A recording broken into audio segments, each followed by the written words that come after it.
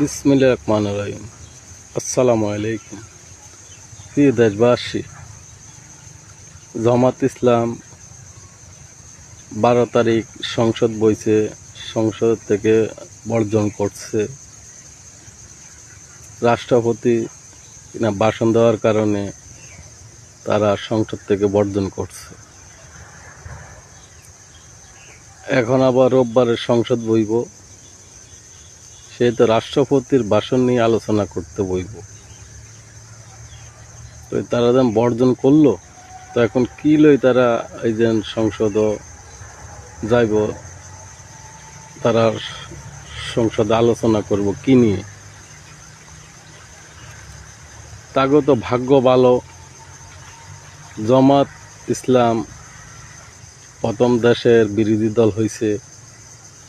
আওয়ামী লীগ না থাকার কারণে তারা বিরোধী দল হয়েছে দেশের। তারা তো দেশের স্বাধীনতা বিপক্ষের দল হইল জামাত ইসলাম। আমরা বুঝি না তারা কিভাবে দেশের বিরোধী দল হইল। তারা তো এত আসন কেমনে পাইল আমরা দেশের জনগণ জানি না।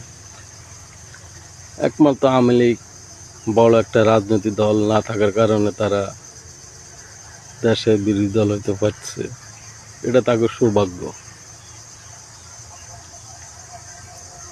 জামাত ইসলামের বাংলাদেশে কোন অবদান আছে বলে? আমরা যেসব পাকিস্তানের বিরুদ্ধে যুদ্ধ ঘোষণা করলো, ওই সময় তারা দেশের বিপক্ষে ছিল। জামাত ইসলাম কখনো বাংলাদেশের ভালো চায় না, কখনো বাংলাদেশে ভালো তারা চায় না।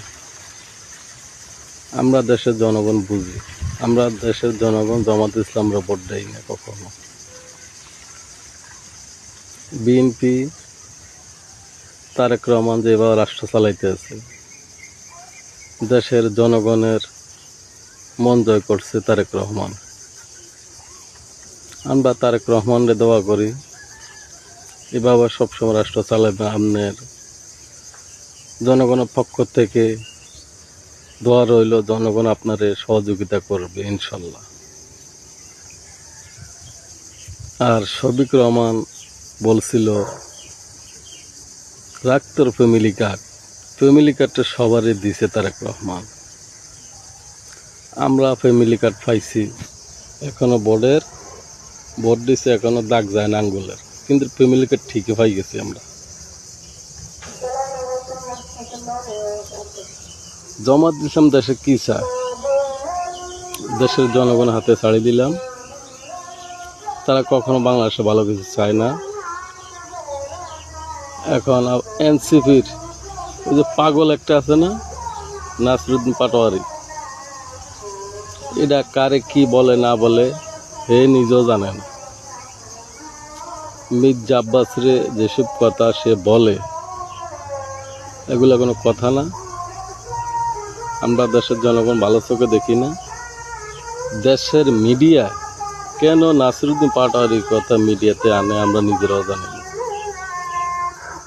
এই আবল তাবল কথা বলে এগুলো কেন মিডিয়ার সামনে আনে মিডিয়া, আমরা নিজেরাও জানি না।